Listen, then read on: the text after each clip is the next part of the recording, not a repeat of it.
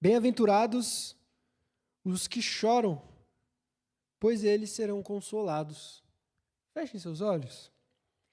Senhor Jesus, nosso Pai, nós estamos nesse momento reunidos como igreja, já cantamos, oramos, ofertamos, e agora é o momento que nós separamos dentro da nossa reunião, onde com a Bíblia aberta a gente vai refletir sobre a sua palavra. Por isso é de suma importância, é essencial, que o seu Espírito Santo venha iluminar os nossos entendimentos nessa noite, para que nós sejamos capazes de ouvir e aplicar no nosso coração a sua palavra, e assim praticá-la. Por isso que nesse momento teu Espírito venha se manifestar nessa noite, venha continuar nos abençoando em nome de Jesus. Amém. Então, Mateus 5,4, pode sentar minha irmã, pode sentar meu irmão.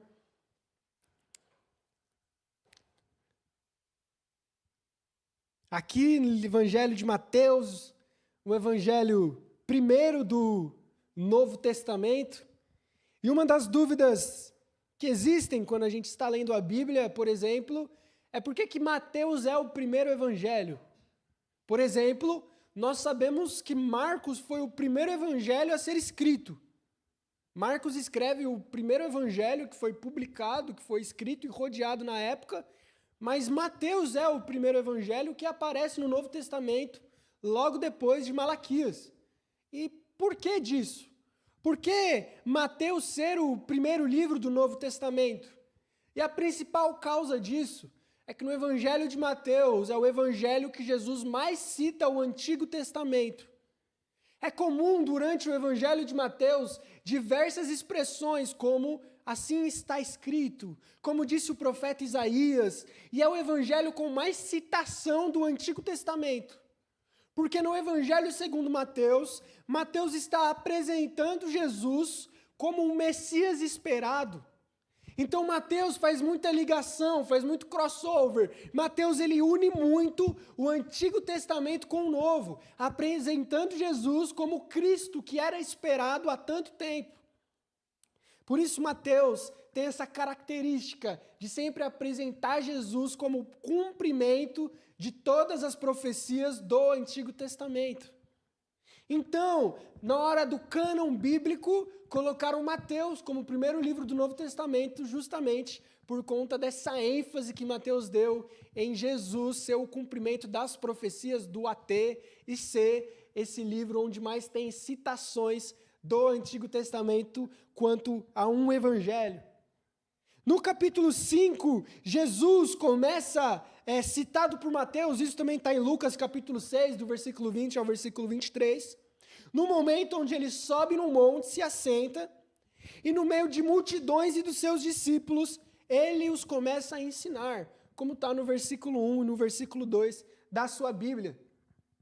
E as sessões desse ensino, que é muito famoso como Sermão do Monte, é dividido em várias partes. A primeira parte do Sermão do Monte é a parte das bem-aventuranças, que vai do versículo 3 até o versículo 12. Depois Jesus, do 13 até o 16, ele vem mostrar como deve ser a nossa vida, uma vez que esse evangelho nos atingiu. E ele diz que devemos ser sal e luz do mundo. Depois, do versículo 17 ao 20, Jesus começa a falar de justiça. Ele fala que não veio abolir a lei, mas veio cumpri-la. E aí ele fala sobre o homicídio, ele fala sobre o adultério, ele fala sobre o divórcio, fala sobre vingança. Jesus, no Sermão do Monte, ele está dividindo em diversos tópicos, no capítulo 5, no capítulo 6 e no capítulo 7. Mas nessa noite a ideia é a gente focar no capítulo 5, especialmente nessa sessão das bem-aventuranças.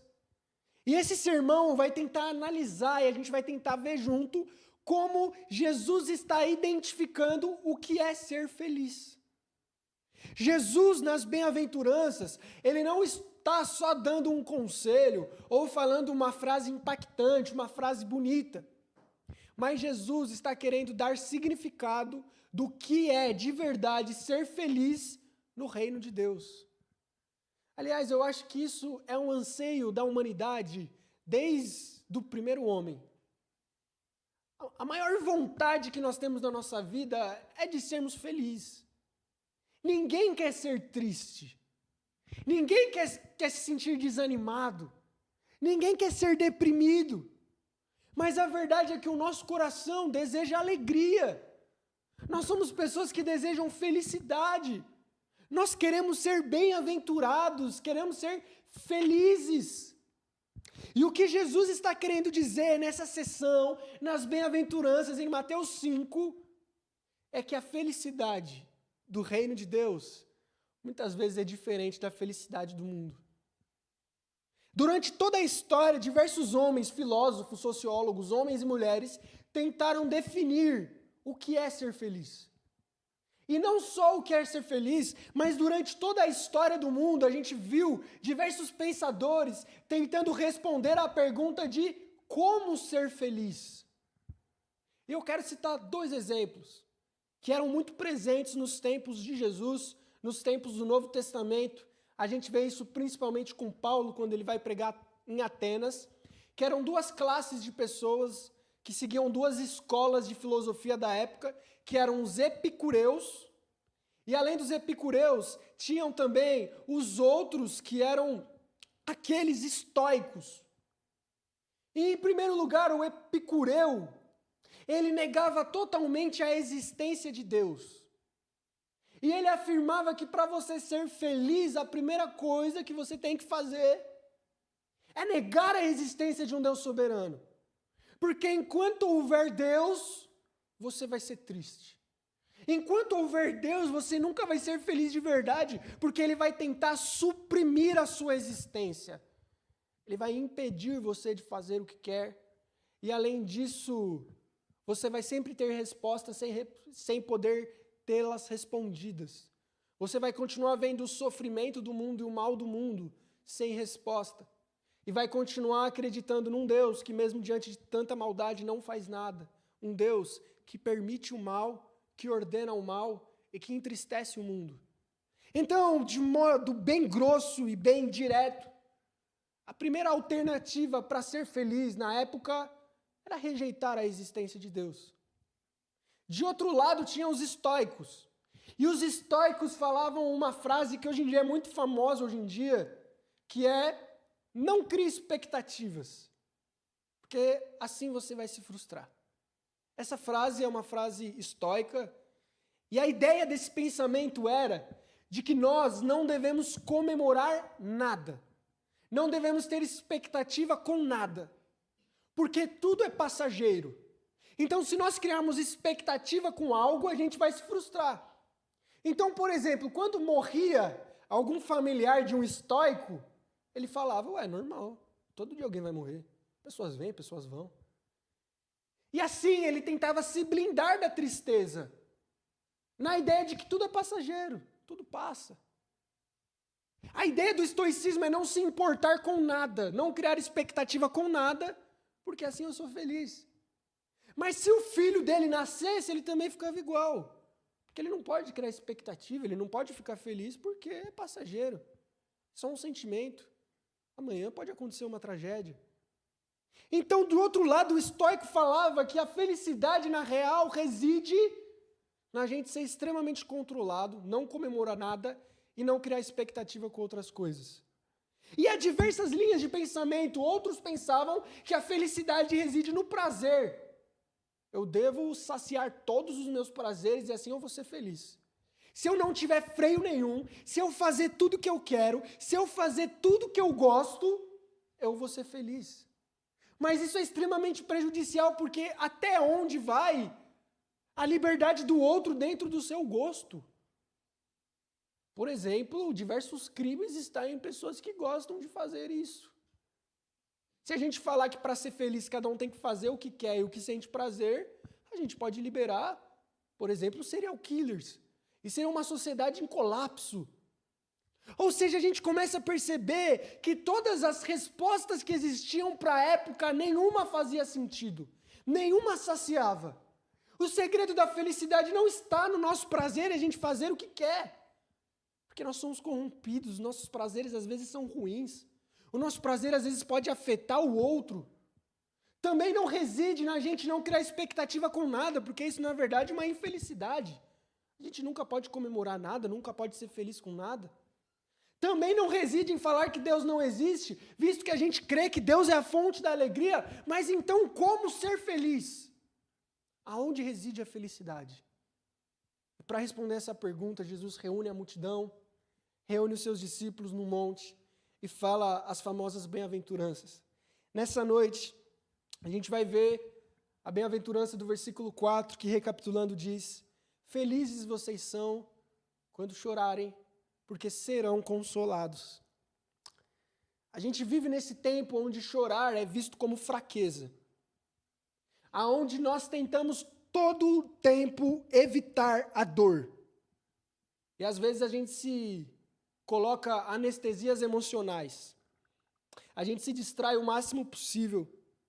A gente se vende em sorrisos falsos, vitórias instantâneas, para fugir da dor, fugir da realidade, fugir da maldade do mundo. E às vezes, a vida, a muitos, é como se fosse uma fuga incessante da cruel realidade de que até o dia da nossa morte haverá sofrimento. E nesse tempo, a resposta da sociedade às vezes é: não chore, se blinde, se cerque, não seja fraco, evite a dor, fuja. Mas Jesus, no Sermão do Monte, inverte totalmente a felicidade quando ele diz: felizes são os que choram. É uma lógica extremamente absurda. Soa estranho. Como pode haver felicidade nas lágrimas? E a chave está na ideia de que Jesus está querendo dizer não é do choro da desesperança, mas que a felicidade reside no quebrantamento diante de Deus. Por isso, eu quero trabalhar em alguns pontos nessa noite. Que, em primeiro lugar, a palavra felizes, bem-aventurados, é uma palavra muito peculiar no grego, significa makarioi. E essa palavra é mais do que felizes, significa alguém que é abençoado por Deus. Ou seja, significa uma felicidade divina. A felicidade que Jesus está querendo dizer, que esse termo tem no significado dele, não é uma felicidade que alguém traz para a gente, não é uma felicidade que algo pode nos dar, mas é uma felicidade verdadeira, que situação nenhuma pode arrancar da vida do crente. Jesus está nos chamando a uma felicidade genuína, a uma felicidade que transcende todo o contexto, todas as situações e todas as adversidades. Por isso, a felicidade que Jesus nos fala é uma felicidade que reside em chorar. A ideia desse verbo não é chorar como uma ação pontual, mas é uma ação contínua. A melhor tradução seria trocar chorar, verbo no infinitivo, por no gerúndio, chorando. É como se, no original, a ideia fosse onde Jesus está falando que felizes são aqueles que estão continuamente chorando. Felizes aqueles que estão de maneira contínua e permanente, de luto, pranteando, chorando. É um contexto de arrependimento. É como o apóstolo Tiago diz em Tiago 4, versículo 9.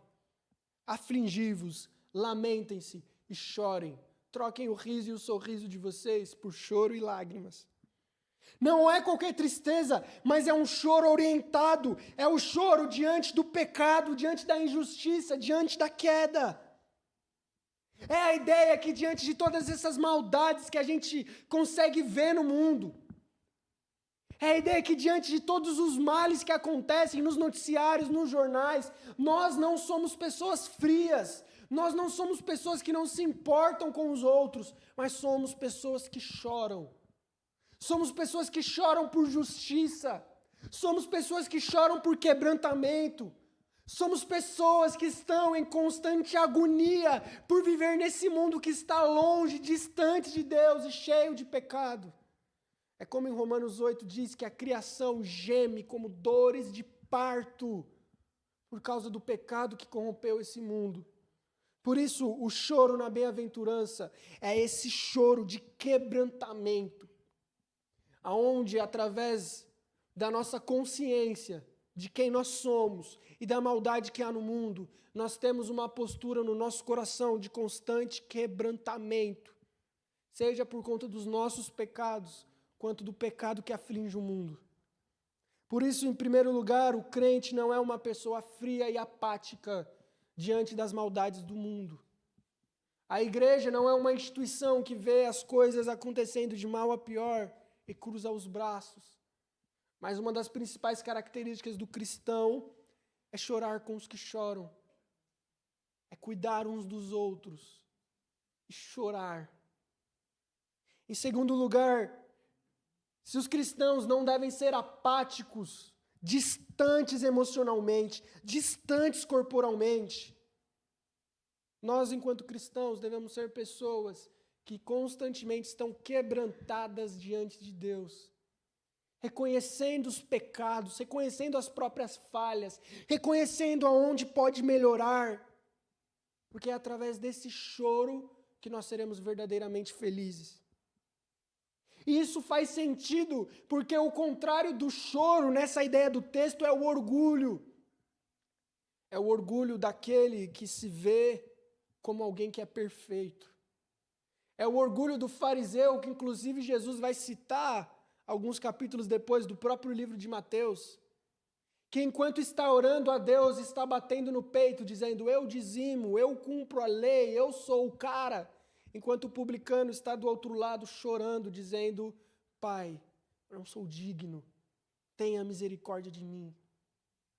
O choro é totalmente contrário ao orgulho e ao ego, porque o ego vem nos dizer que a felicidade depende do nosso esforço humano, que eu sou feliz quando eu alcançar, eu sou feliz quando eu atingir, eu serei feliz quando eu ter. E o choro, na verdade, traz a felicidade quando entendemos que não somos nada sem Deus e que dependemos dEle. É um choro de quebrantamento, é o choro daquele que sabe que só está e se mantém de pé por causa da graça de Deus.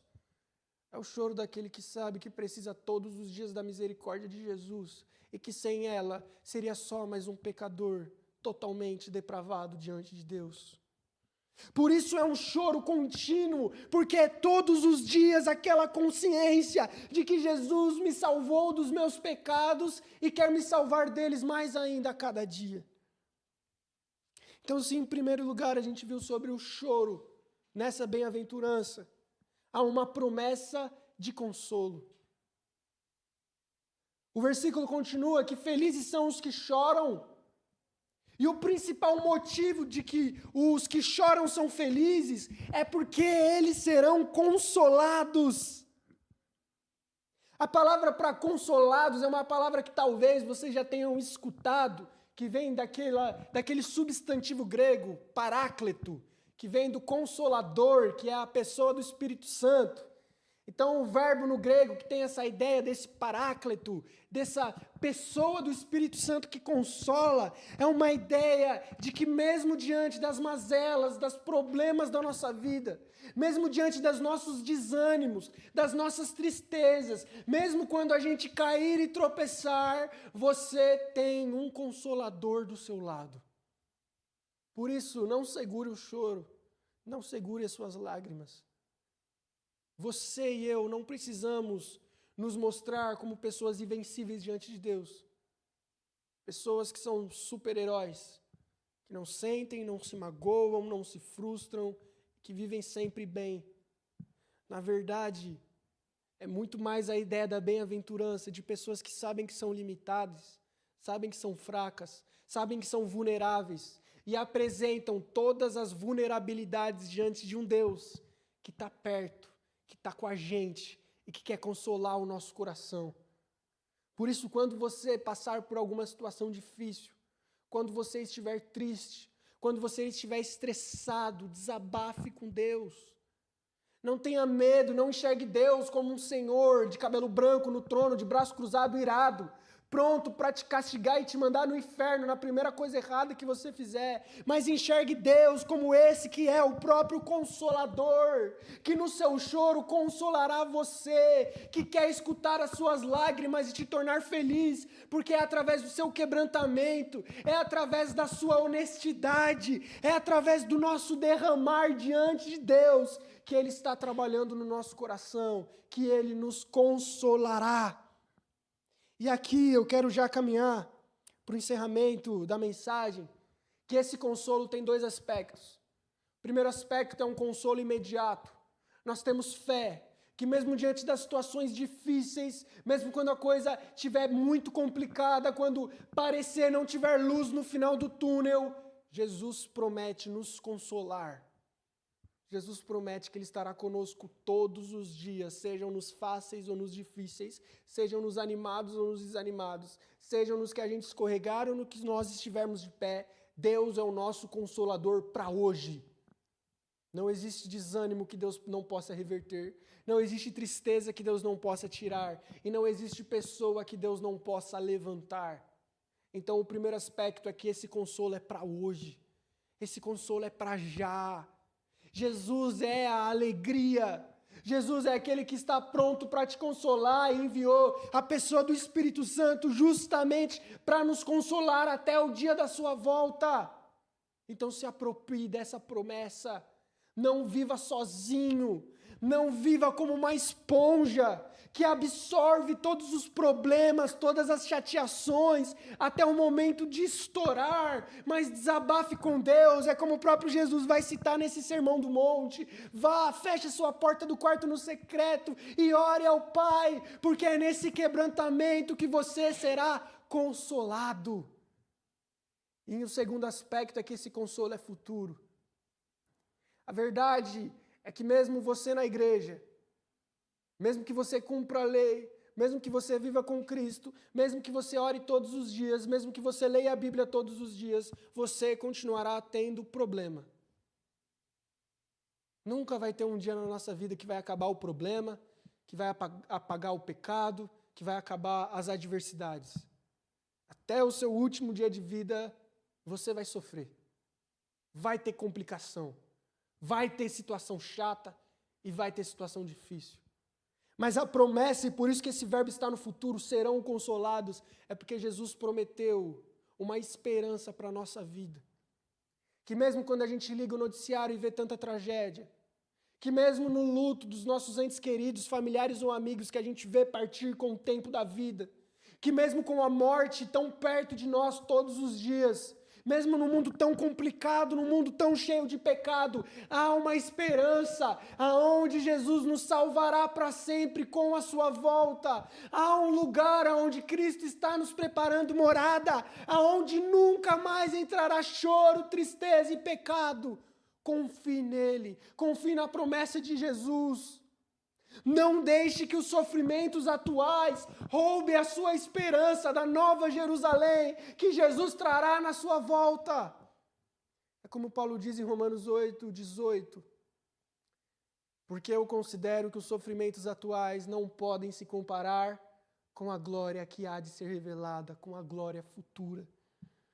Por isso, creia que independente do sofrimento que você possa estar passando hoje, ou que vai passar amanhã, Jesus prometeu um novo lugar para a gente. Jesus prometeu uma nova realidade para você. E aí sim, será uma realidade onde não entrará mais problema, pecado e tristeza. Eu quero concluir dizendo que o mundo diz: felizes os que riem, felizes os que riem, felizes os que conquistam, felizes os que vencem. Jesus diz: felizes os que choram. Talvez a gente tenha trilhado caminhos durante a vida onde estamos tentando ser felizes, através das nossas próprias forças, através do nosso próprio conhecimento, através de nós sermos grandes homens, grandes mulheres, pessoas duronas, pessoas que batalham, pessoas que conquistam, pessoas que são. Mas a lógica do Evangelho é que a alegria está naquele que sabe que não é. mas que depende de Cristo. Por isso, que a gente possa nessa semana chorar um pouco mais. Chorar pelos nossos pecados, chorar pelas injustiças do mundo, chorar para que nós sejamos quebrantados e nos derramemos diante de Deus. Esse choro é um ato de fé, esse choro é uma atitude de alguém que confia que Deus está no controle das situações e que independente dos problemas que nós enfrentemos, Deus nos guiará, porque tudo coopera para o bem daqueles que amam a Deus. A salvação está na nossa vida e Deus a completará até o dia da sua volta.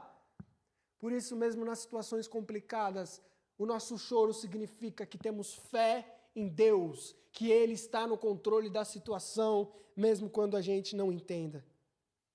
Que a gente possa olhar para Cristo, que levou sobre si o nosso choro e chorou. Que a gente possa olhar para a cruz, onde Jesus enfrentou o maior lamento, o maior sofrimento, onde Jesus enfrentou o abandono na cruz, a dor, a humilhação, a solidão, e Ele enfrentou todas as tristezas e os choros do universo, para que Ele falasse: felizes os que choram, porque serão consolados. Por isso que o nosso choro aponte para a cruz. Que as nossas tristezas, os nossos desabafos, os nossos movimentos diante de Deus apontam um Jesus que sacrificou-se no nosso lugar para que nós tenhamos a nossa mente renovada e não sejamos felizes como o mundo, mas sejamos felizes como cidadãos do reino de Deus. Fica de pé em nome do Senhor Jesus. Não fuja das lágrimas. Não fuja da fraqueza. Quero terminar lendo com vocês um versículo, se possível, abra sua Bíblia ou acompanhe na tela com a gente. Em 2 Coríntios, é um texto que eu amo muito, capítulo 12. E nós vamos ler do versículo 7 em diante. É uma história do apóstolo Paulo, onde ele diz assim: para evitar que eu me exaltasse por causa da grandeza dessas revelações, que do versículo 1 ao 6, Paulo está falando de uma visão que ele teve, foi-me dado um espinho na carne, um mensageiro de Satanás, para me atormentar. 3 vezes eu pedi ao Senhor que Ele tirasse isso de mim. Ele, porém, me disse: a minha graça é suficiente para você, pois o meu poder se aperfeiçoa na fraqueza. Então Paulo responde: portanto, eu me gloriarei ainda mais alegremente nas minhas fraquezas, para que assim o poder de Cristo repouse em mim. Por isso, por Cristo, alegro-me nas fraquezas, nos insultos, nas privações, nas perseguições e nas angústias. Pois quando eu sou fraco, é então que eu sou forte. Talvez a sociedade humana, essa lógica meritocrática e capitalista, eu não estou entrando aqui em mérito político, mas é a realidade, nos força a sermos pessoas fortes. E quanto a isso, é normal. Mas às vezes o Evangelho está na gente reconhecer as nossas fraquezas. O Evangelho está na gente reconhecer que é quando a gente está fraco que Deus vai nos fazer forte. Está na nossa humildade, nossa humilhação, entendendo que o poder de Deus se aperfeiçoará nas nossas limitações. Por isso que essa seja uma semana onde a gente enxergue as nossas fraquezas, as nossas limitações, não como pontos que nos entristecem, mas como pontos que fazem-nos chorar um choro que nos levará a um caminho de alegria. Porque quando estamos fracos, que o poder de Cristo estará em nós. Feche seus olhos em nome de Jesus.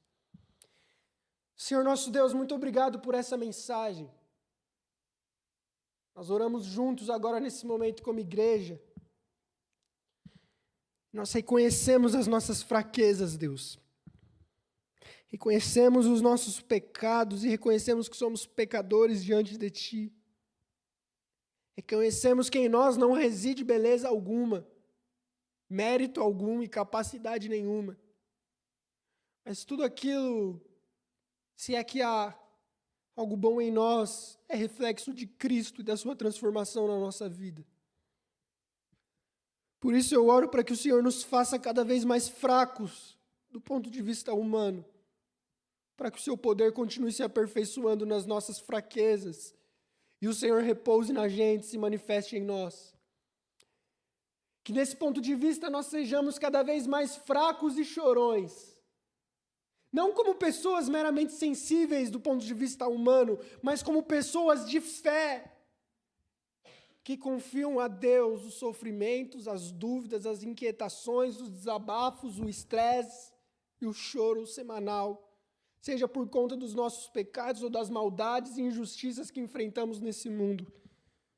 Mas que esse choro nosso, que o nosso coração, que muitas vezes sofre pelas injustiças do mundo e pelos nossos pecados, nos direcione pela graça de Jesus Cristo a um choro que aponta a uma esperança de consolo, a um choro que aponta a realidade de que não existe situação que Deus não esteja vendo, que não existe contexto que Deus não esteja olhando, que não existe lágrima nossa que Deus não esteja colhendo. Que o nosso choro nos direcione à realidade de que existe um Consolador que está conosco todos os dias e até o nosso último dia permanecerá com a gente. Que o nosso choro nos conduza à verdade, que a gente não precisa sofrer todas essas maldades do mundo sozinhos. Que o nosso choro conduza-nos à convicção de que a gente não precisa ser durão. Que homem pode chorar, que mulher pode chorar. E que o peso do sustento da nossa casa, do nosso humor e das nossas coisas não está na gente, mas está na dependência de um chorão a Jesus. Que o choro dele demonstra fé em Deus, de que a felicidade não depende de nós, mas depende do Deus que nos dará tudo aquilo necessário para que sejamos felizes. Por isso a gente ora diante do Senhor dizendo que a nossa felicidade não está pautada nas coisas que temos, nas pessoas que somos ou que seremos. A nossa felicidade não está pautada na ambição humana, mas está pautada em Jesus Cristo. Está pautada num coração chorão e quebrantado, que sabe que mesmo nesse mundo cruel, Jesus nos deu uma esperança de que futuramente Ele voltará. E com a volta dele, ele voltará com o seu reino poderoso e glorioso, aonde ele extinguirá para sempre toda a maldade. E como diz em Apocalipse 21, instaurará uma nova cidade, onde não entrará pecado, choro, morte, porque todas essas coisas passaram. Porque Deus estará conosco e habitará no nosso meio. Por isso eu oro que a gente possa experimentar tanto esse consolo presente, desse Consolador, do Espírito Santo que mora e vive em nós, quanto essa esperança que nos motiva para esse futuro da volta de Jesus. Que o Senhor venha nos alegrar e venha nos fazer pessoas genuinamente felizes, não pelo que possuem ou são, mas porque reconheceram e receberam Jesus Cristo na vida delas. E nada pode afetar a alegria de um fraco que recebe o forte poder de Deus na vida. É isso que nós oramos em nome de Jesus. Amém. Glória a Deus, meus irmãos, minhas irmãs. Muito obrigado